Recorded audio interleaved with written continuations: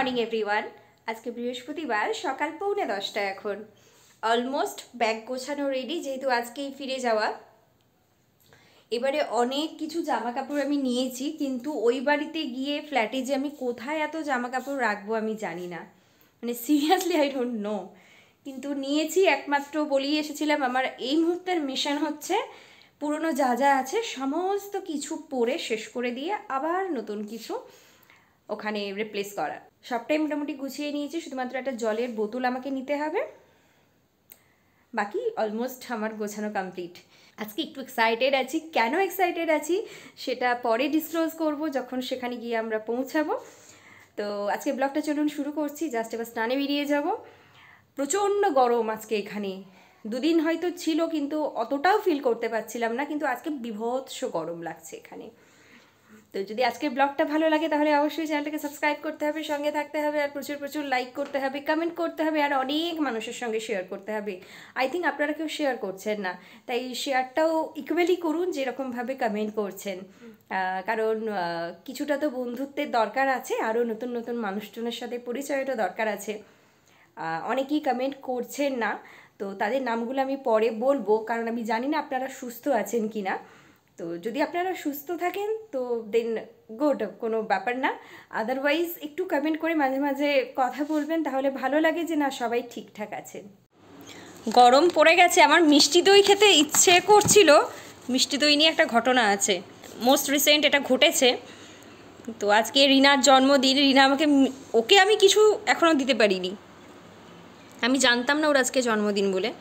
তো দই নিয়ে কোনো গল্প হয়নি, ও কী করে জানলো আমি জানি না, কারণ আমি খুব একটা আইসক্রিম বা চকলেট ভালোবাসি না, তাই মিষ্টি দইটাও যে ভালোবাসবো না এটাই ন্যাচুরাল। কী করে যে বুঝলো কালকে রাতে হঠাৎ করে বললো, যখন এসেছিল রং টং মাখাতে, তখন বললো যে তুই মিষ্টি দই ভালোবাসিস তো, আমি কালকে মিষ্টি দই কিনে দিয়ে যাবো। কথাটার মানেটাই ফার্স্টে বুঝিনি, আজকে সিরিয়াসলি সত্যি সত্যি মিষ্টি দই কিনে দেখা করতে চলে এসেছিলো। যাক, সবাই আজকাল আমার মনের কথাগুলো খুব বুঝে যাচ্ছে। 1:15 বাজে, ড্রাইভার এখনও আসেনি। ড্রাইভার একটু লেটই বলা হয়েছে, যেহেতু আমরা একটু লেট করে বেরোবো।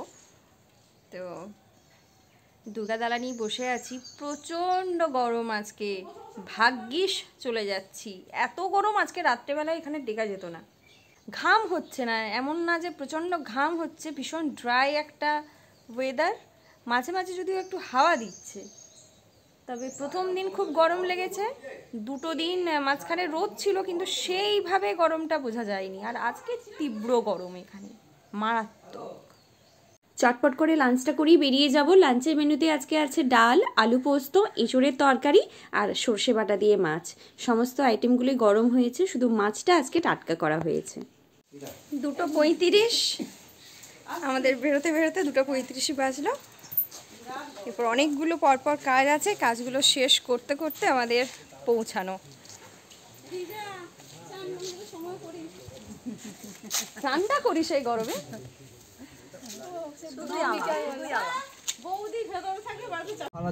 মা, প্রথম স্টপেজ কোথায়?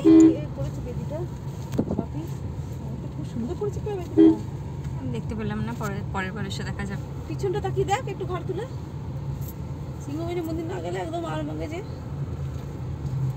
মিষ্টিটা কোথায় নেওয়া হবে? জয়মাটিতে তো।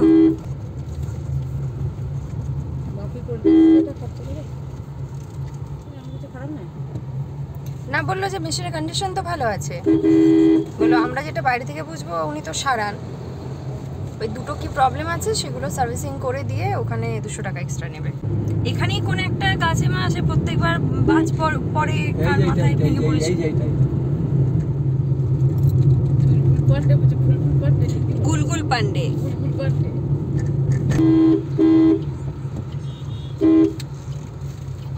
ও যেদিন অফিস যাবে সেদিন তোর, যেদিন অফ থাকবে শুক্রবার থেকে বলবো অফিস যাবে। বাঁধিয়ে ঘুরবি, সাদা গাড়িটা তুই বাঁধিয়ে ঘুরবি। ওইটাকে তুমি একা রাখতে পারবে না? ঘরে কাজ আছে, আমি তো ব্যাগে ভরে নিয়ে পালাবো, ওকে ক্লাসে নিয়ে পালাবো। ওর অ্যাক্টিভিটিস দেখলে রান্না করতে ইচ্ছে করবে মা তোমার? এখন ঠিক আছে, বসতে পারলে, হাওয়া দিতে পারলে। আমরা এখন একটু নেমে সামনে সিংহবাহিনী মন্দির আছে, ওখানে যাব। জেনারেলি আমাদের তো আসা এদিকে হয় না, এখানকারই মেয়ে, এখানেই জন্মেছি, কবার এসেছি সেটা নিয়ে ডাউট আছে জয়রামবাটি কামারপুকুর ঘুরতে। আজকে একটা কারণবশত আসা হয়েছে, তো চলুন আপনাদের সঙ্গে সেটা শেয়ার করব। অনেকেই জয়রামবাটি কামারপুকুর ঘুরতে আসতে ভালোবাসেন, তারা এলে অবশ্যই ঘুরে যাবেন।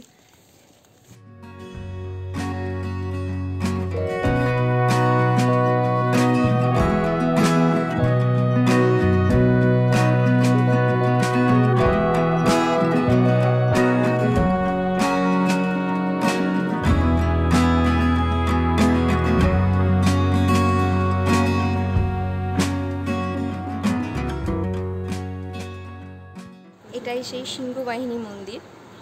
আমি মানে ফার্স্ট টাইম এলাম। তুমি এসেছো আগে? আমি অনেকবার এসেছি। তুই এসেছিস ছোটবেলায়, মনে নেই? ছোটোবেলায় মানে তো সেটা মনে থাকার কথা নয়, বড় জ্ঞান তো আসিস হওয়ার না? পর আমি ফার্স্ট টাইম এসেছি। সে বছর সন্ধ্যাটা গাড়ি করে এলাম আমরা, ভাড়া গাড়িতে।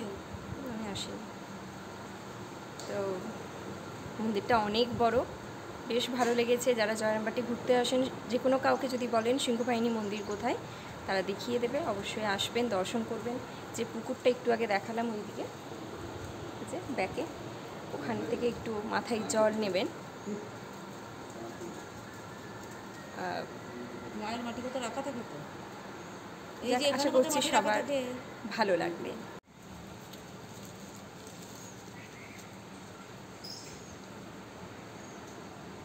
এটা মা সিংহবাহিনীর মাটি তো।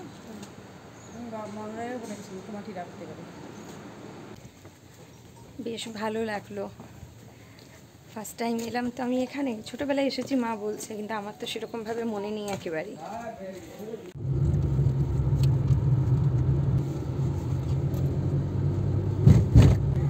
আমাদের সময় এখানে ইংলিশ মিডিয়াম স্কুল ছিল না, এখন দেখো ডান দিকে সেন্ট থমাস। কামারপুকুরে আগে যারা ঘুরতে এসেছেন তারা হয়তো অনেকেই জানেন, কিন্তু যারা জানেন না তাদের জন্য বলছি, কামারপুকুর ঘুরতে এলে এখানকার স্পেসিফিক যে মিষ্টিটা সেটা বোঁদে খুব পপুলার এখানকার। এদিকে আমাদের যা যা কাজ ছিল, মন্দিরে যাওয়া, মিষ্টি নেওয়া, সমস্তটাই হয়ে গেছে। এরপরে আমাদের নেক্সট ডেস্টিনেশন হচ্ছে আমার বন্ধুর বাড়ি। ওখানে গিয়ে ওর সঙ্গে দেখা করে একটু কাজ আছে সেটা শেষ করে ফিরবো। 4:50 এখন। সকালেই বলেছিলাম যে এক জায়গায় আমি আসবো, এই কারণে আমি খুব এক্সাইটেড আছি। এটা আমার সেই বান্ধবী সুচিস্মিতা নন্দী, আমার সেই ক্লাস 5 থেকে আমার বেস্ট ফ্রেন্ড। কত বন্ধু এসেছে, কত বন্ধু চলে গেছে, কিন্তু আমরা এখনো ঝগড়া হয়, কথা বন্ধ হয়ে যায়, ব্লক করে দেওয়া হয়, তারপরেও আমরা একে অপরকে ছেড়ে থাকতে পারি না। কারণ আমি জানি আমার কিছু হলে ও আগে সবার আগে কেঁদে ফাঁসাবে। আর আজও সেটাই হয়, আজও সেটাই হয়। হ্যাঁ,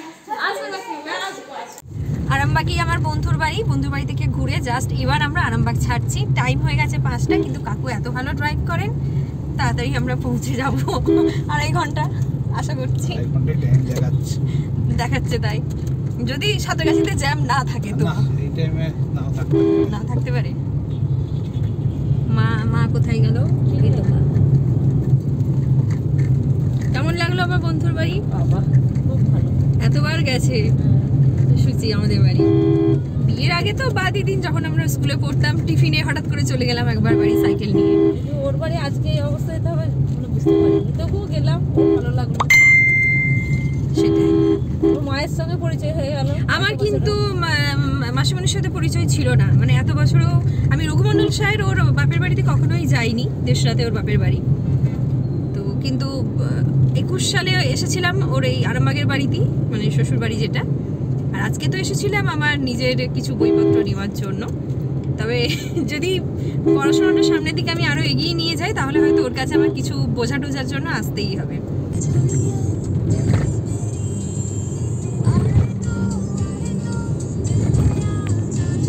7:25, খুব তাড়াতাড়ি ঢুকে গেছি। ভেবেছিলাম হয়তো 7:30 বেশি বাজবে, হয়তো 7টার কাছেতে কোনো জ্যাম ছিল না, রাদার কোথাওই কোনো জ্যামে আমরা ফাঁসিনি। খুব তাড়াতাড়ি পৌঁছে গেছি। এবার একটু ফ্রেশ হব। আজকে আর মন্দির যেতে ইচ্ছে করছে না, এই বাড়ি থেকে এসেছি। এমনি দুর্গা মন্দিরে আজকে অনেকক্ষণে বসেছিলাম। একটু ফ্রেশ হব, তারপরে রাতে কি খাওয়া হবে মাকে আগে জানতে হবে। যদি বেরিয়ে কিছু আনতে হয়, নিয়ে এসে তারপর চেঞ্জ করব। 11টা বেজে গেছে, তারপরে আমি ব্লগটা কন্টিনিউ করতে পারিনি, কারণ সব গোছানোর ছিল, আর মা ওদিকে রান্নাও করলো, ভাত আলু সেদ্ধ। প্রচণ্ড টায়ার্ড লাগছে, কালকে একটু রেস্ট পাওয়া গেলে খুব ভালো হতো। এবার আমি খাবারটা খেয়ে নেব, কারণ আজকে আর আমি মনে হয় না 12টা অবধি সিরিয়াল দেখার মতো অবস্থায় আছে। ভীষণভাবে টায়ার্ড লাগছে, আর একটা অস্বস্তি হচ্ছে। কী কারণে অস্বস্তিটা হচ্ছে সেটা যদিও বুঝতে পারছি না।